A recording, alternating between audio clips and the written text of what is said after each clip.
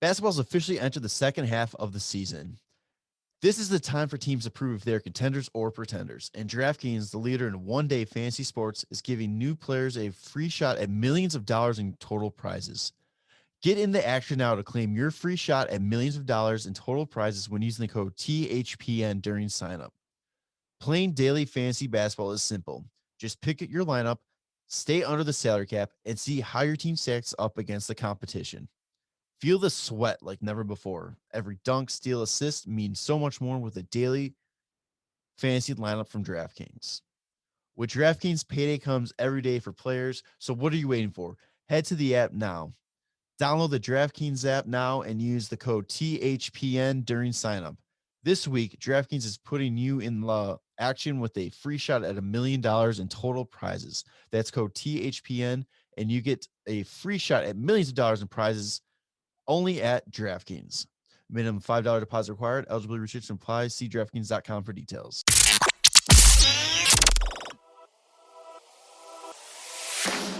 You are now tuned in to the Windy City Benders podcast. This is WCBP.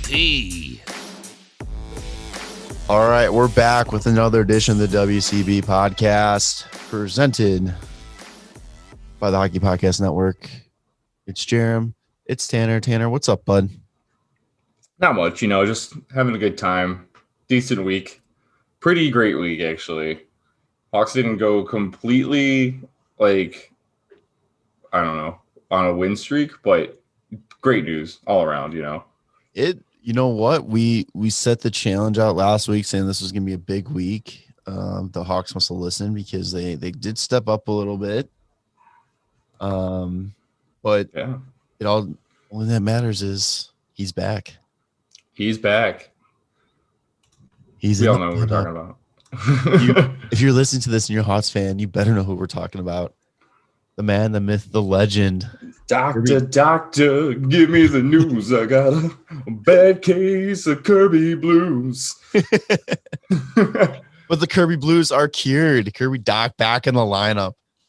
Good old Carlton giving us the old, I don't know when he's going to be back. And he's got a long way to go. And they threw him on the first power play unit just because they wanted to keep him fresh in case when he does get back. And then, boom, the news dropped yesterday. It was half an hour before puck drop.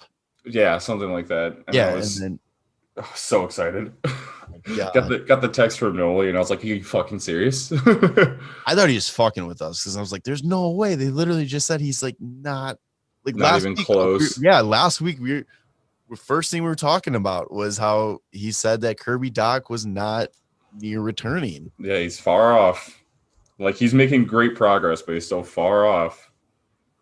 You liar. Transparency in the organization, my ass. Oh man, but yeah, we'll get into that in a second. Hawks so far as we're recording right now played 3 of the 4 games they had this week. They got game 4 against Nashville tonight, but 2 big games against Florida, who was kind of sitting at the top of the division with Tampa, and the Hawks came out like the Hawks that we've been seeing most of the year. They came out flying, and it was some good hockey. First game, they topped Florida 3-2. It was the first game back for Kaner at home too. Yeah, since he played his 1,000th game, so that was they honored him at home with everybody wearing his jersey. It was really weird because when I was watching it, Edzo made a comment about how everybody looked uncomfortable in '88, but you know who looked really comfortable? Ian Mitchell, and I was like, what? He's like, he looks like he just wear that number and be completely fine. And I was, that's a weird thing to notice, but okay. Did he wear that number in college? I don't know. I don't know why the comment was brought up. I think everybody was just kind of maybe he was kind of saying it's the 99 of the Blackhawks. So it's weird to wear it or anyone else to wear it, but apparently Ian Mitchell wears it well. That's weird. Yeah, because he was number 15 at Denver. Yeah. So okay, all right. It's all right, man. That's weirdo, cool. Edzo. I guess when Kaner retires, Ian Mitchell's going to snag up 88 just so that it can't be the number can't be retired right away. And then when it goes put up in the rafters, you got to put Mitchell and Kaner. Well, clearly he's not wearing 88 well enough that he got sent back to Rockford. Oh, it's like Kane? No, yeah, that's true. Yeah, so that was a little bit weird. That came after this little 2-game win streak they had going. But yeah, the first game helps. They had, honor Kaner before. It was weird too. Like, it was such a weird ceremony and all that kind of stuff. And it was just when they were like giving him like whatever like gifts it was just him and Keith and Keener's like fiance or wife just standing there, and it was just so awkward looking. Yeah, like, and he didn't want to do anything really, or he doesn't want to do a full celebration until fans get back into the stadium too. But they were like, "Well, we're gonna do something." Yeah, but yeah, so that going on, and then the game started. Kubalik gets the Hawks on the board first. That was a huge play by Hagel. Yeah, he's such a beast. Like, he's consistently always in everybody's fucking face, and he hounds the puck. And he doesn't always make a good play, but like a lot of times it comes extremely close, and the ones that hit they're good. He's really turning out to be like a better Shaw. He's a huge steal. Like, yeah, whoever scouted Hagel and was like, let's get this guy. He's a 6th-round draft pick from Buffalo, and he didn't get signed. So let's bring him in. And that guy, yeah, fucking man, this guy was the scouts are good. Yeah. And so yeah, that puts the Hawks on the board 1-0. Then power play goal from Suter. It was funny, like, watching that one. It was not a power play goal. Yeah, it was. It wasn't. It's not listed as a power play goal. Oh, I'm sorry. I got them flipped. Yep. The third one was. Okay, this one, it was funny, though, because Foley was just talking about how Kane's gone 2 games without a point, and then he drops it off to Zadroff at the point, who just fires on net, and Suter gets a nice little tip on it. Yeah. He was like, there goes that. Tip. Yeah. Beautiful tip. It went short side. Oof. That was great. Suter, like, and then we'll talk about it in the Nets game too. What I'm noticed about it is, like, he doesn't score, like, he's not scoring a lot, but all of his goals are just right place, right time. Yeah. Like, it's never like fancy goals or, not going to be like highlight reel goals. I mean, the tip was a pretty good highlight reel goal, but I mean, like, they're not going to be like the Kurashev goal. Yeah. That Kurashev goal against Detroit where he danced everybody. Yeah. It's not going to be that, but it's just always the right place, right time, garbage goals type of thing, like, which is what you need. You need that kind of stuff. Man, that's true. And it's good that he's getting himself back on the board now again. He's taking a little break, I feel like.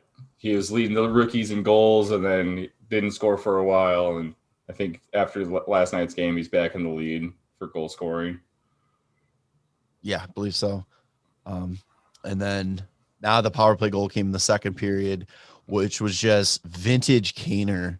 Yeah. Like, DeBrincat, just nice little cross ice pass to Kane. Kane just picks it up, holds it, just tosses right under the skate of, I forgot what defenseman it was, but all Soderberg had to do is just stick on the ice. Yeah.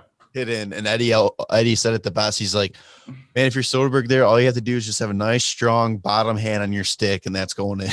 Yeah, absolutely.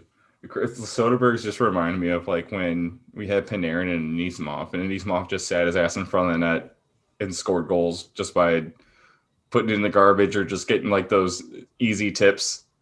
And it's just like, yeah, man, Soderberg's a big fucking guy. And on the power play, he just stands there and it works.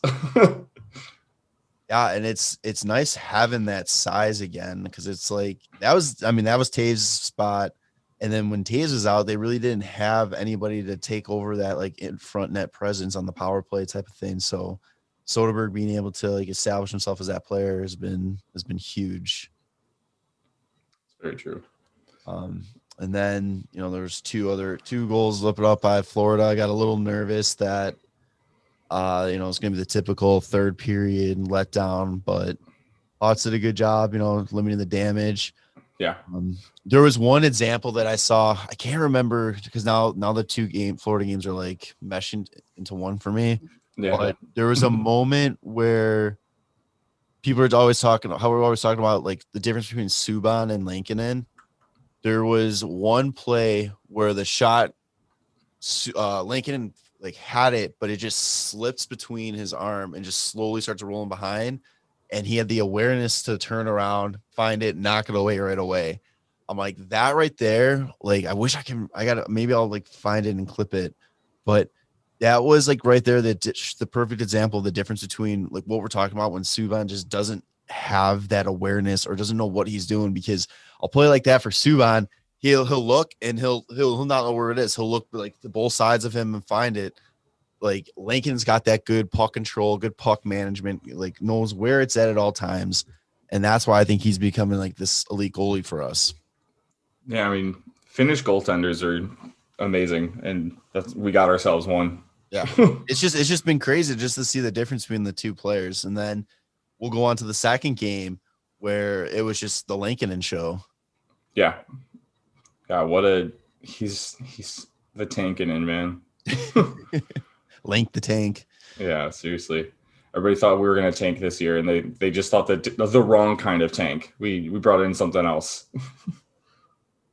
Yeah, so Hotz win this game 3-0. It was a 41 save shutout for Lankinen, who happens to be the first rookie goalie in Hawks history to record a 40-plus save shutout.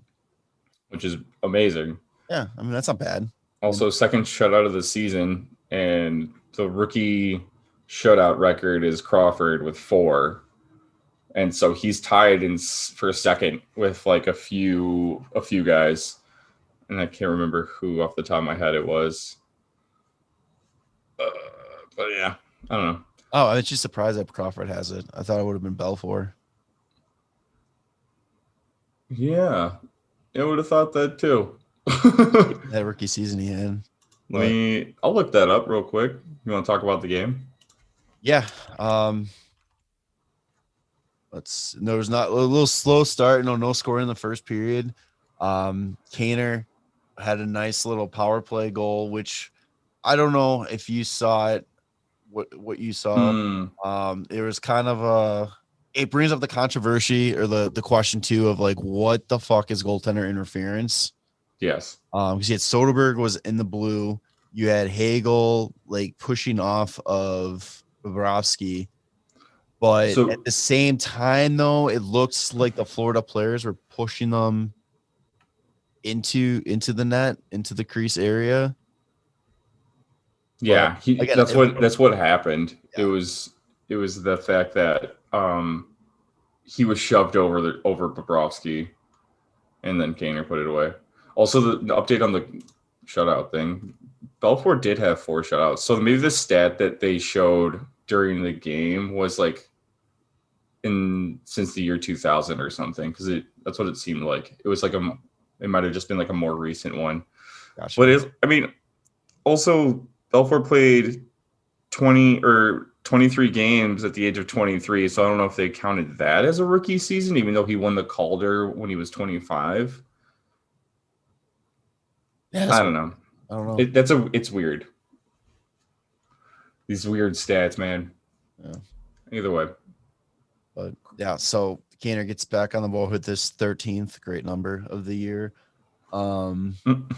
Then Suter puts the puck again in the net for the second straight game, which was it was just an amazing play all over around. Kaner with a nice pass to Brinkett coming in 2-on-1 with Suter, just throws it off the pad, so the rebound goes right to Suter. And Suter being able to corral that's the puck, kick it from his right skate, kick it to his blade, and just put it away. Just shovel it in. Yeah, like that right there. I mean, that's hard to do. Like, and to do it at the speed that they're doing it in, holy shit. Yeah. That was Suter's 10th of the year. That's why he plays on that line. Yeah. He's able to keep up. Yeah, it's just, God, I love that kid. And the fact that it's like we always say, just the Swiss League MVP. Like, yeah, bring him over. Bring him over, keep it going. And then Hagel put the exclamation mark on the victory with an empty net goal from about the far blue line. And I was just laughing at that though too, because he scores it and there's still like a minute 40 left in the game, and Foley's just like, Hawks win. Well, they're up 3-0. This isn't like the bubble playoffs with Columbus and Toronto. Yeah. Where it's like 3-0 games don't mean anything. Yeah. With 2 minutes left. But yeah, so Hawks win. Beat Florida again, 3-0.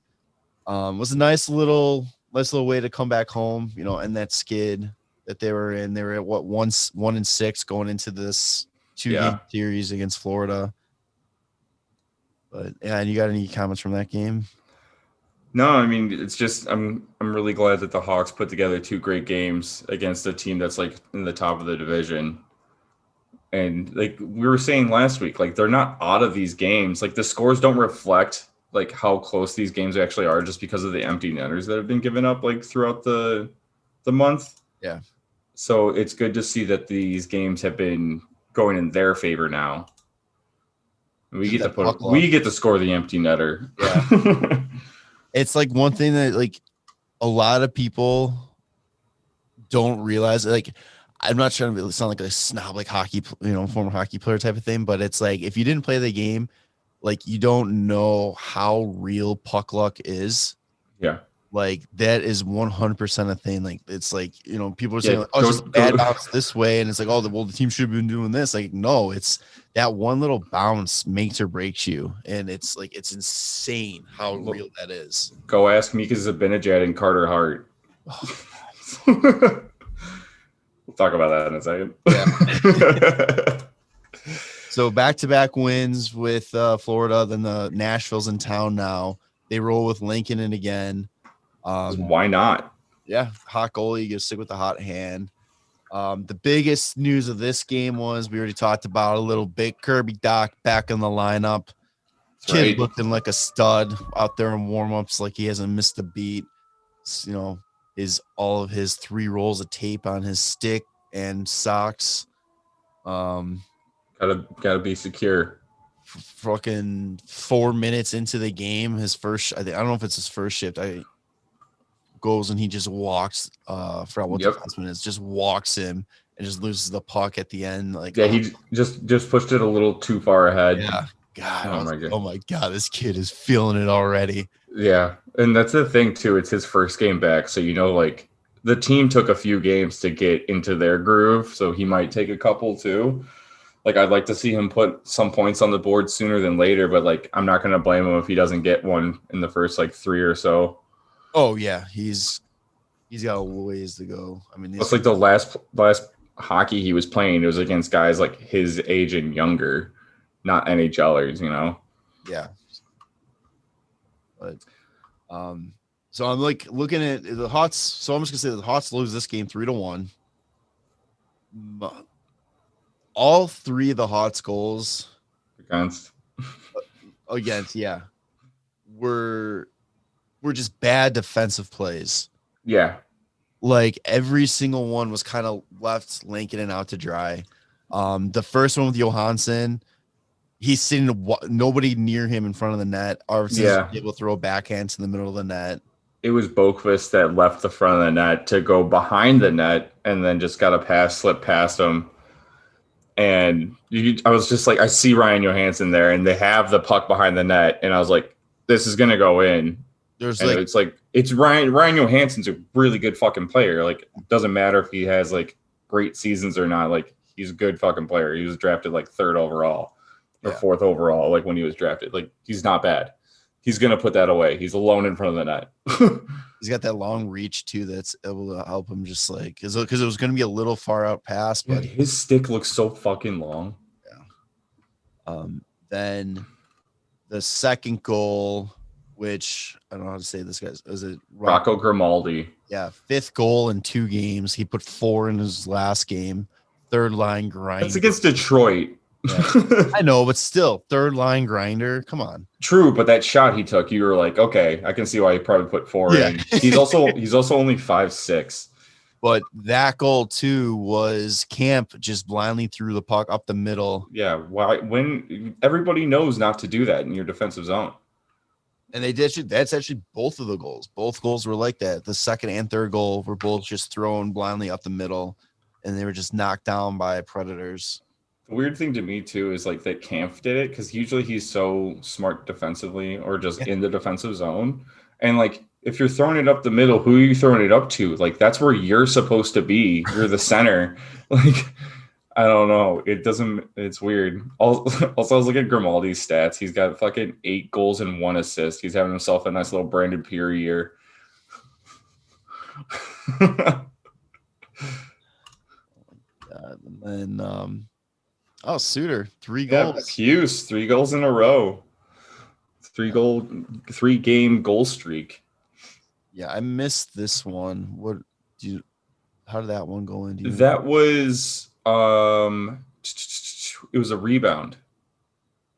Oh yeah, you're right. Yeah.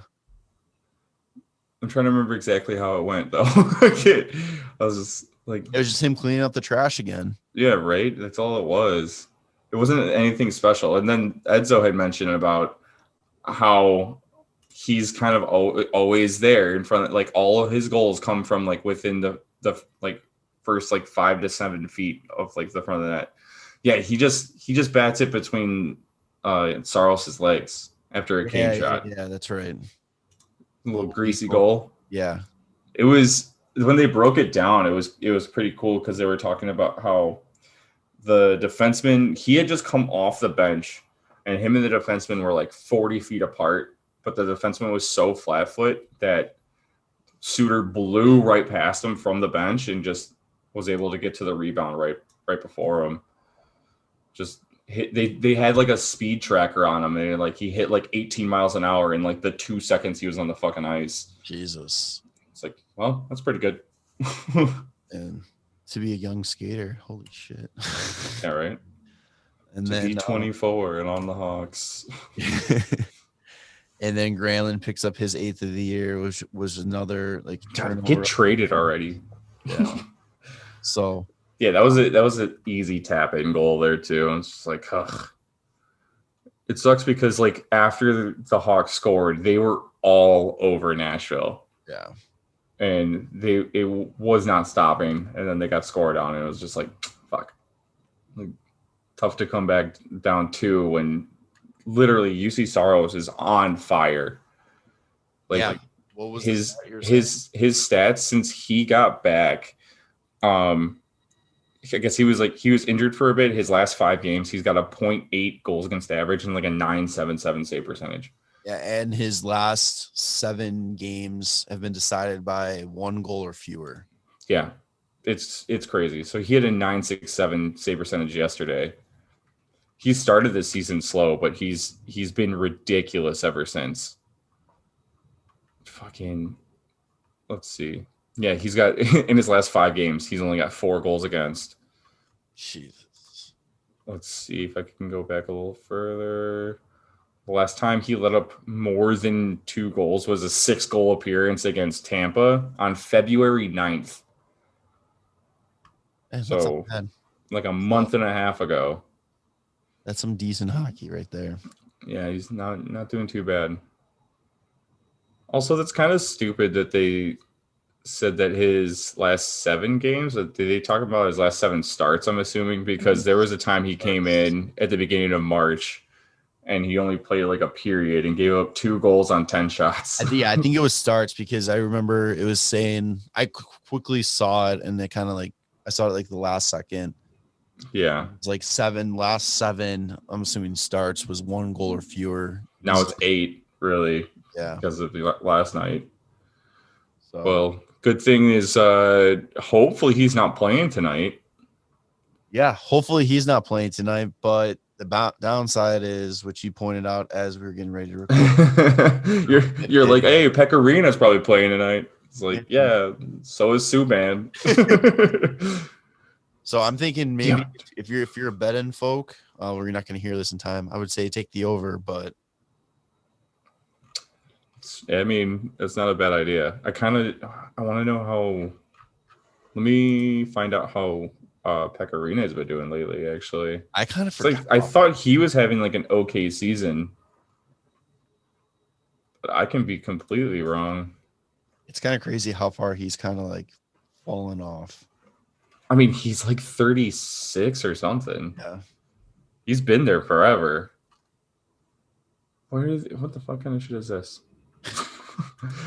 I go to look up Pecorino and then it gives me NHL.com forward stat lead, like point leaders. What the hell is this? I don't know. Well, what do you think about is going to happen tonight? You think they're going to be able to pull it off? Get a dub? I mean, they have to. I think the adrenaline has got to, like, I mean, I don't know. Like, I don't feel like they played bad yesterday. It was just Nope. They made 3 mistakes and they got capitalized on. It's like if they can clean up their defensive zone a little bit and not make those blatant mistakes, this is a completely different game. Yeah. I mean, if Philip Forsberg's still not playing, he's their leading goal scorer. Like they don't have like an explosive offense. They have a really good defense, but I don't know if Pecorino is playing, he's been on and off from March, really. He's got some games like in the lower 800 to like high 700 save percentages, and then he's got a couple that are like league average, and in one game he had a 974 against Tampa, which is kind of impressive. Yeah. But it's like, I guess it's what kind of Pecorino are we going to face? Are we going to face this one where he plays insane against Tampa? Or are we going to play where he faced Carolina, played fucking 2/3 of the game and let up 5, you know? He's been there 15 years. Holy shit. Yeah. He's 38. So I was fucking I was off. But yeah, like hopefully we can capitalize. And we desperately need to, because with that right now, Nashville's sitting 2 points behind us. What do we say that they have one? We're pretty much close in games played. Oh, we're the same. We're the same. Same amount of games played, 35. Yeah, we kind of were talking last week about Columbus, like we're trying to figure out what we got to do with Columbus, but then Nashville gets hot at the right time. You said they were 4-game win streak? Yeah, now they're on a 4-game win streak. Yeah. So like, hottest team right now in the Central Division. I mean, their 4-game win streak is 2 games against Detroit. You know what I'm saying? But those are the games though. Those are the confidence builders. It's true. That's why we need to get a dub tonight and stop that shit, because I don't want to be tied. So, but looking at their schedule versus like our schedule coming up, I think we kind of finish the season a little bit easier than they will. Yeah. So I broke it down. After tonight's game, there will be 20 games left in the season. We have 5 against Carolina, 4 against Nashville, 4 against Dallas, 2 against Columbus, Detroit, and Florida, and 1 against Tampa. Carolina is 3 away, 2 at home. Nashville, it's split between the 2 and 2. Dallas is all at home. Columbus and Detroit are all away, and then Tampa and Florida games are at home. Yeah. God, it's insane how fast the season's going. Only 56 games, man. Pretty easy. So the Hawks, 7 games against the other 3 playoff teams, 13 games against teams that aren't in the playoffs or aren't currently in, aren't really in the, it's hard to say because it's hard to say like aren't really in the hunt. Dallas or Detroit's the only team that for sure is not in the hunt. Yeah. But it's like Dallas, they're not good. They're not playing good hockey. I think that I don't see them making it, but I can also see them making it really difficult for us to hold on to our spot. Yeah, I would be really mad if Dallas ends up getting like Sagan and Bishop back, like right before they're about to play us. Yeah. And it's like, God damn it, Dallas, why you gotta go and do that? They have 4 games in hand on us. Yeah. But then Columbus, Nashville all have 35 games. So we've all played the same amount of games.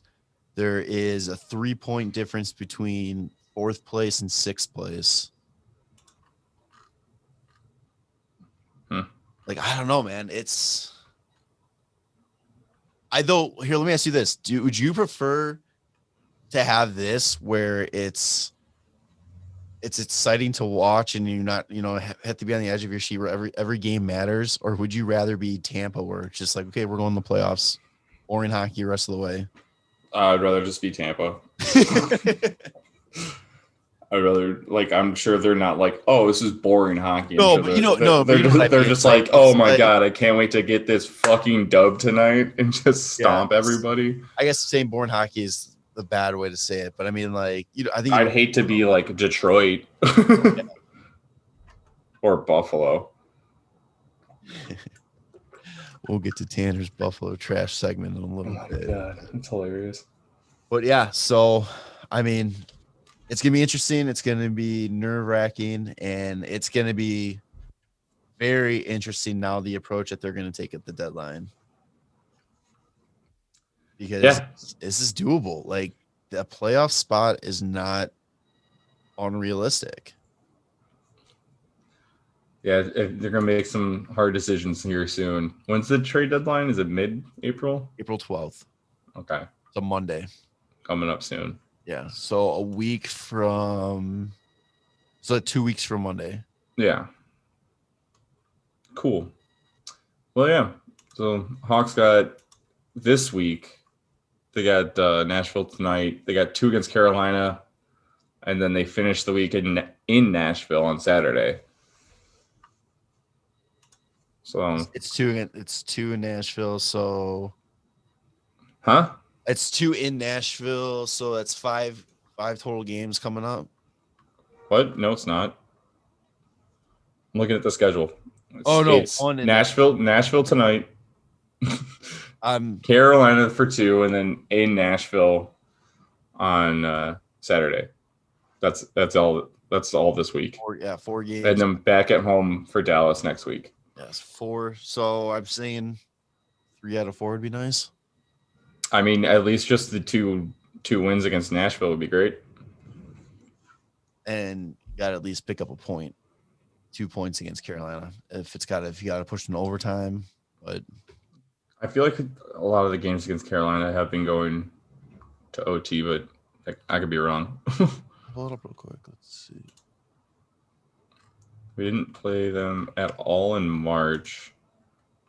We went to a shootout against them in early February, won against them in early February, and lost.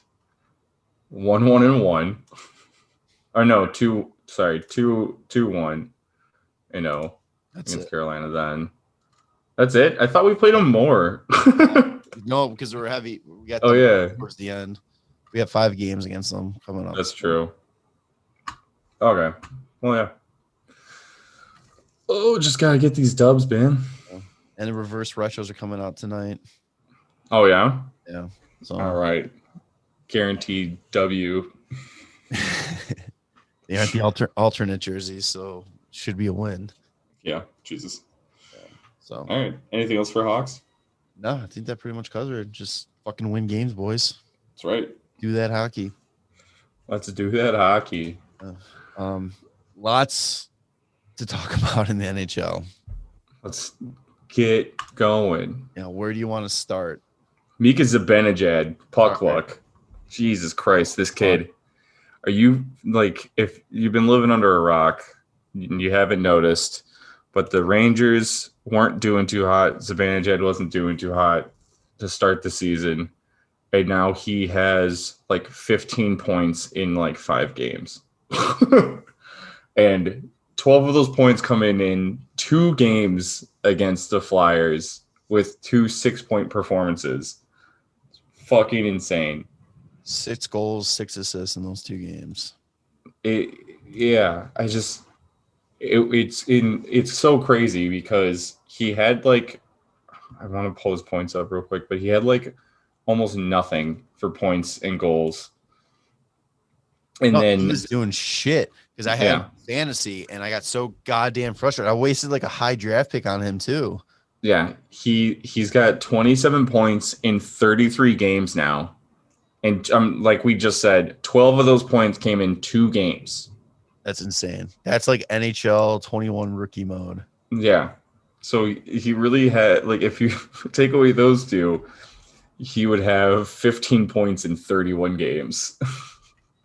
That is so stupid. It's insane. He has 10 points in his last 4 games.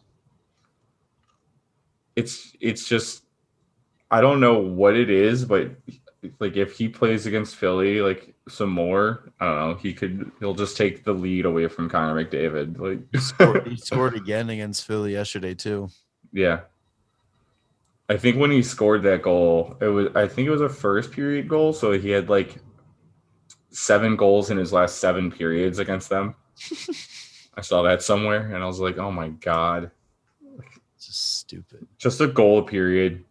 This is 1980s hockey. Is Philly like one of the biggest disappointments of the year? Yeah. Yeah, absolutely. I don't know what's going on with them, but Carter Hart can't buy a save. I fucking had them, I think, winning the East. Yeah. They were definitely a top team for me too. I don't know. Shit, I didn't realize Pittsburgh was doing so well. Yeah, they haven't had like Malkin for a bit too. They're 22-11-2. Pittsburgh's always going to be good if you have Crosby. That's the thing. Like, he's not going to let the team lose. Even though I think Brian Rust might have more points right now, but I could be wrong. Russ has been tearing it up. He had a hat trick yesterday. Carter Hart right now has a 4 goals against average and an 8.69 on the season. That's not good. That's not good at all. No, Crosby has 39 points. Kuznetsov has 34. I think I have a reason. Like, I know why Carter Hart's not playing well. Because I don't know if you remember last year, he played super fucking well at home and terrible on the road. I think he really just needs the fans. He needs the home fans to play well. He's got gritty, man. Yeah, gritty's not enough. I think he really needs all the Philly fanatics, the Philly fans in the stadium just telling him he fucking sucks, and then he's playing amazing. And it kills me. That kid is still so young. He's like 22 or some shit. Let's see. Yep, I was right. 22.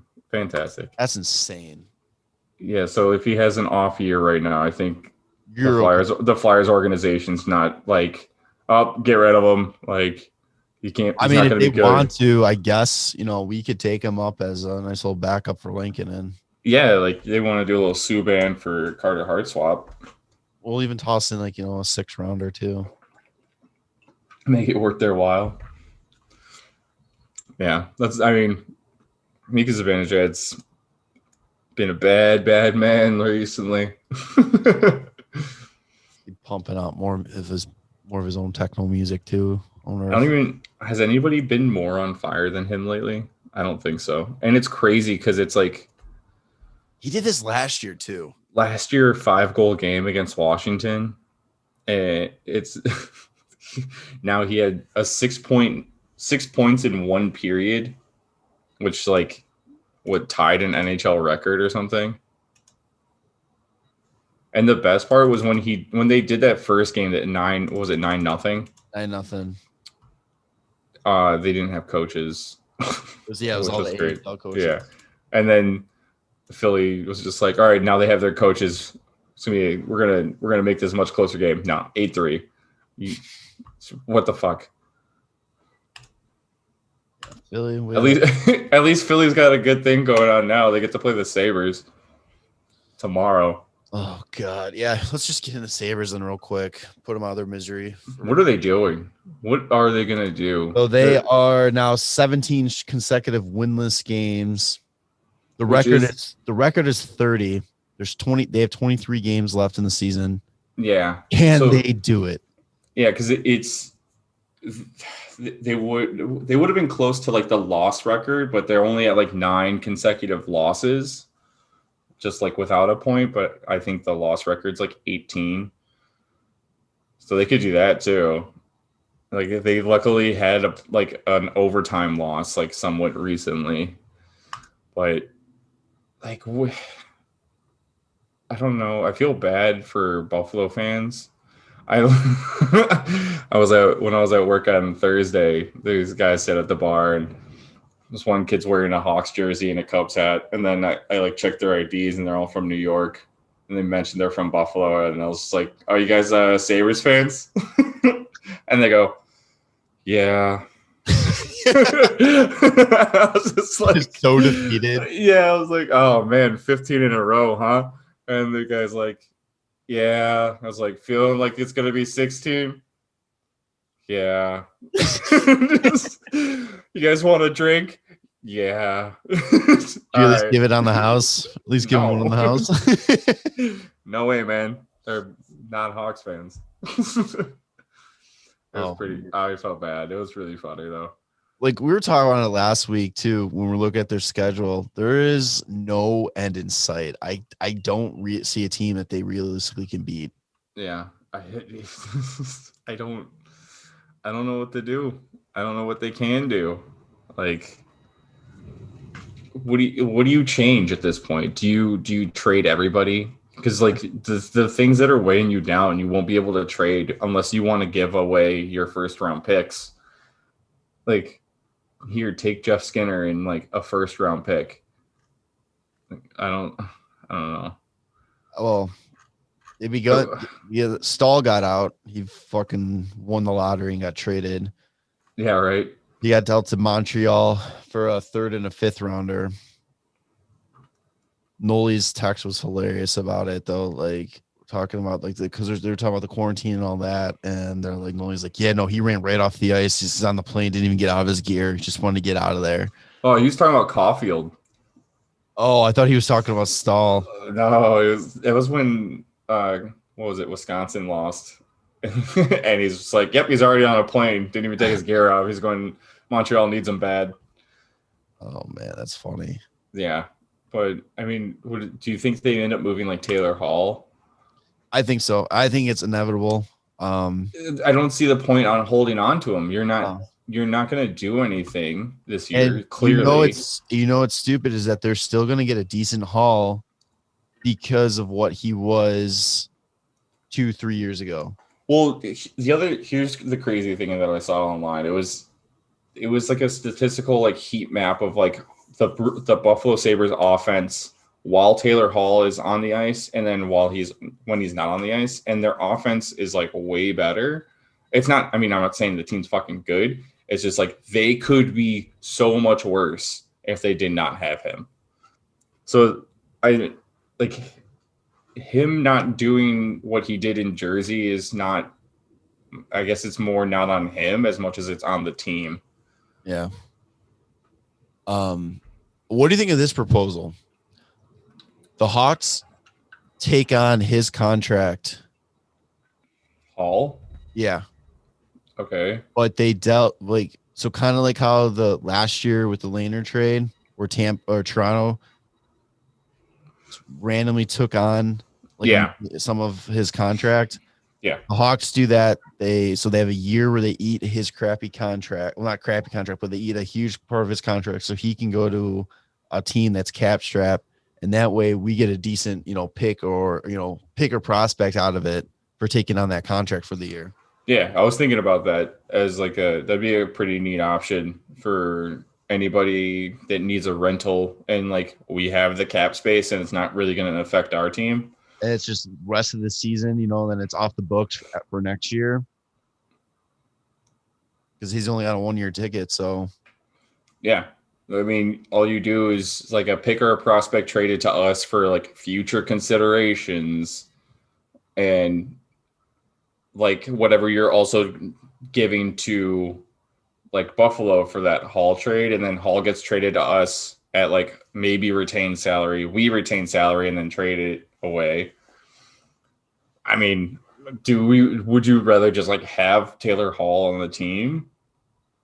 I don't know, mess with the chemistry, but Yeah, I mean, because you have to think, like I said earlier, what it's going to take to get Hall. You're going to have to give up a decent amount, and yeah.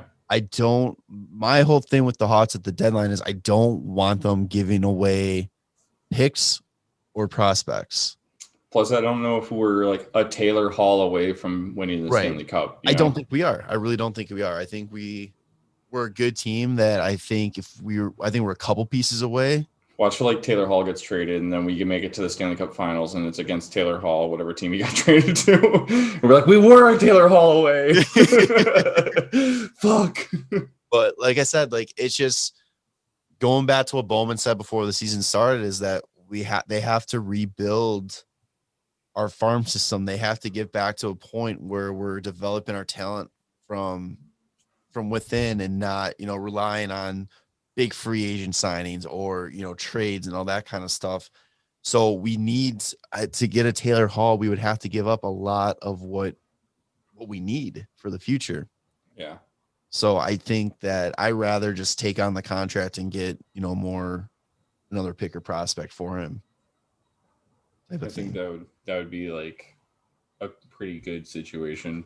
It's a smart way to manipulate even if it's not like Taylor Hall, but like kind of a similar, maybe a guy that has like 2 years left and the deal's a little bit high, and we can insert ourselves into the conversation in order to be like, yeah, we'll take a pick for it. If you want, we can give you. I think if you start looking at like more than a year, I think you have to start. It's got to be like within what. It can't be more than $3 million. I mean, for the most part, like a lot of the guys, like we've gone over the contract situation a few times, but not a lot of contracts are gonna need like more. I don't know, like not a lot of people are coming off their deals. Like everything's kind of good for 2 years. Yeah. It's just tough too because you don't know what's going on with Taze. Like that right there is the wild card. Like, are we gonna have all that cap space for another year, or is he coming back? Like, I hope he better be coming back. I hope no, so. I know, but it's just saying. So it's like you can't get really too aggressive, and without really knowing what the future is. And if they do, I mean, unless they do know, and it's just one of those things where they're respecting Taves' privacy and not making it known what's going on. Yeah. We make the playoffs and he kicks the door and he's ready to go. It's up like whatever rates Gretzky's playoff record for points, and that'd be great. I love it. Yeah. Buffalo sucks. Yeah. Another quick trade that happened yesterday. Brandon Lemieux to the LA for a 4th round pick. Okay. Yeah. I mean, okay. That happened. I can see that. He fits in LA. LA is a grindy team. Then speaking of trade deadline, Canada reduced the quarantine period for NHL players coming from American teams to Canadian teams from 14 days to 7. So that helps a lot, but I still think you're going to see a lot of these Canadian teams. I think they're going to take their trade deadline as probably some point this week. Yeah. Trade with American teams. I think because there's no point in training for a guy on April 12th when you're going to have like 2 weeks left of the season by the time he's able to play. Right. I think that's what we'll be looking at is like from now until a week and a half from now is probably going to be a lot more of the Canadian deals. Yeah. Where like U.S. teams can have their own trade deadline on the 12th. Yeah. And then, so speaking of Canadian teams, Daryl Suter was asked about Johnny Gaudreau's 500th game coming up, and he responds with, I hope it's a lot better than his 499th game. Yeah, I hope he has more energy. Yeah. God. That's what I love about the old school coaches. Just cracking jokes. Yeah. Last like two little bulletins that I have before there's one big thing that we haven't talked about. So one is little Frozen Four history last night. North Dakota versus Minnesota Duluth went to 5 overtimes and ends with Minnesota Duluth scoring a nice little flutter 5-hole goal. The tournament's kind of crazy this year because Notre Dame and both Michigan were unable to play due to COVID protocols. So 2 teams, Minnesota Duluth got a free pass to the second round. And then I forgot who Minnesota was playing, or Michigan was supposed to play, but yeah, it's interesting that. And Bennington, gotta bring up Bennington. Yeah, because it feels good to know that they signed him to a long deal. Yeah, lets up a goal. Do we ever figure out who it was against? I think it was against Vegas. Okay, so he lets up a goal. And he does his little tantrum where he goes and he fake slashes William Karlsson, because he likes to fake hit Karlssons. That's what it was. Yeah. We went to go fake slash Karlsson again. And we were curious about it. So we looked up his stats and signed in his ticket. You got them there, don't you? I have in my head. Yeah, he's got a point, or he's got an 88.8 save percentage. And just over like a 3 goals against average. And he's 1-4-1. Feels good. You'll love to see it. What I was hoping for all along that St. Louis would do, and they did it. You silly fuckers. Suck at St. Louis. God, I love it. Oh man, you think we were playing them this year? But... Where are they? Yeah, I know. That's what I wish. Where are they in the standings now?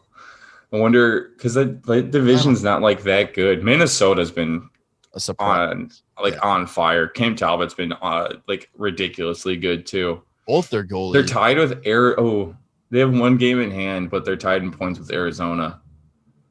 Let's go Yotes. Kessel with the hat trick last night in the reverse retro Kachina jersey. Hell yeah. Yeah, so if St. Louis loses their next game in regulation, they're tied with Arizona, but they lose the tiebreaker because they have less regulation wins. And LA is only 5 points behind them too, and they have 2 games in hand actually. Which fucking LA sneak into the playoffs? Oh, speaking of Phil, I forgot about this. He played in his 1,100th game the other day. 878 of them have been consecutively played. Pretty good. The dude's a freak. Like, there's nothing about him that should be happening. Like, just looking at him. He's just soft. Like, he doesn't get hurt because everything just bounces off of him. Nothing about him is right. Like, we've gotten in a couple of his 6 in at work, and he's got, like, he uses an intermediate shaft, 70 flex. Like, there's no reason that guy that big should be able to use that kind of stuff. Like, it's so funny. I love him. He's an enigma. Yeah. So, all right. So we got one more thing. We're gonna wrap this up here. It was kind of like the big news around the league this week. There was an incident during the Nashville-Detroit game where NHL official Tim Peel got caught on a hot mic saying that he wanted to give Nashville a penalty, and it pretty much threw into like a whole conspiracy that the NHL refs are fixing games and all this kind of stuff. Not even 24 hours later, NHL fired and banned him from future NHL games officiating. Personally, this is blown way out of proportion. Yeah, that's what you think? I think that it's been made a bigger deal.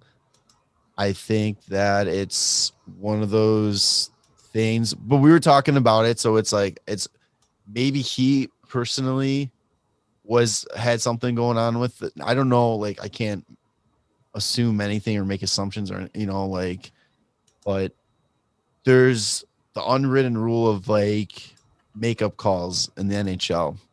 Yeah. And it's not a secret. It's not even the NHL. It's in hockey in general. I used to use that all the time when we get a shit call against us playing hockey, and I would say something to the ref, and he'd acknowledge it, and we get a call a little bit later on in the game. It's a way to keep the game in check and balances. And I was gonna say, like, I don't think it was a makeup call though. Yeah, that's what I was saying. So this one, I don't know. This one we were kind of looking. It was the first game of the series. I think he's just trying to determine like more excitement in the game, which is like that's not what your job is to do. No. Like what you're supposed to do is just make the calls. Like you're not the director of the show. Like that's not how this works. Like you were saying, like the makeup calls make sense because like if your team personally gets like a shit penalty called for you, you kind of already expect that like you're going to probably end up getting a shit penalty anyway after that. Yeah.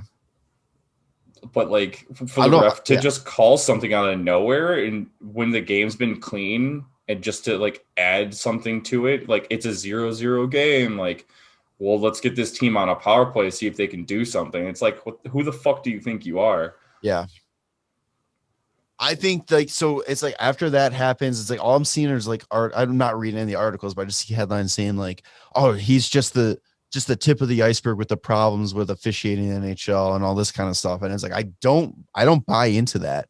Yeah. I don't see any problem with all the calls that we see when it's going back and forth games. Like I truly, I believe in the whole makeup call thing. I believe that the refs are human. I mean, yeah, right. They're going to make mistakes. That's what you're going to have when you have the human element to the game. And that's part of what makes the game, the hockey is having that human element with the officiating. Yeah. I mean, that's one of the better parts of it though, too. Like, like sometimes shit just doesn't go your way, and it could be the puck luck that we talked about, or it could be the calls. And yeah, I mean, that's what makes things interesting. I do love robots. I do love the ref on again the next day against, I forgot which ref it was, but it was in the Toronto game, and Wayne Simmons is talking to him, and the guy's covering up the mic with his hand. Yeah, he's just hand over, which is like, I don't know. I feel like there's worse things that could be caught on the mic. Like, 100%. Like people will just be like, fuck you. Like, yeah. All sorts of shit. Then, I don't know. I think a lot of people just also don't like Tim Peel. And so he might have just been made an example of. It was like the perfect excuse to get him out type of thing. Like with Mike Milbury last year. Yeah. Makes his little comment, and then they're like, okay, good. That's enough for it. That's enough for us to be like, you're done. So it's just, we kind of mentioned it too. And it's like the NHL is trying to grow their game. They're going to try to reach new fan bases and all that kind of stuff. And it's going to be interesting too, to see kind of how people take to the game, because there are some of these unwritten rules, such as the makeup call and all that kind of stuff. And for something like this to happen, and people are going to be like, no, question the entire league and all that kind of stuff with everything. But right. The integrity of the game. Yeah. The integrity of the game is fine. Like this was a guy that I think he's the exception of what everything is going on with the officials in the league. But yeah.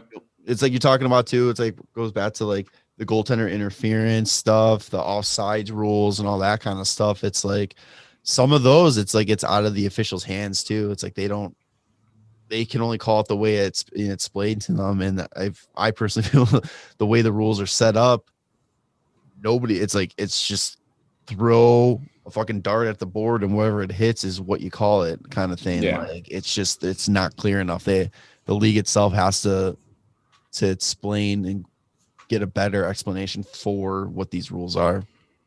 Yeah, that and the discipline. Yeah, definitely. So yeah. So I think that about does it for me. You got anything else you want to? No, I got nothing else. It was Cole Caulfield signed a deal. That's about it. Yeah, 3-year. Was it the 3-year? Yeah, 3-year max ELC. So that's what, $925? Yep. Plus whatever bonuses or whatever. Yeah, I'm sure he's probably got bonuses, but I didn't look it up. So he'll be excited to watch. Man, some of these kids coming up. Yeah, Eric Stahl and Cole Caulfield coming to Montreal. So oh God, when Stahl got traded to Montreal, they're talking about how getting like the what year was it, the 2010 Canadian team back, Olympic to Canadian. Oh yeah, because like Corey Perry, Shea Weber. Yeah. That's really they just get everybody all together. But they can't have Taves. They can't have this. No, Taves stays here. Yes. But all right, so ladies and gentlemen, that was episode 128. What are we calling it? The doctor's in. Dach Is In. The doctor's in. All right. So for Tanner and Jarom, that was episode 128. The Dach Is In. Yeah. We'll check in the next one. Let's get this dub tonight. All right. See you later, boys. Love you. Bye.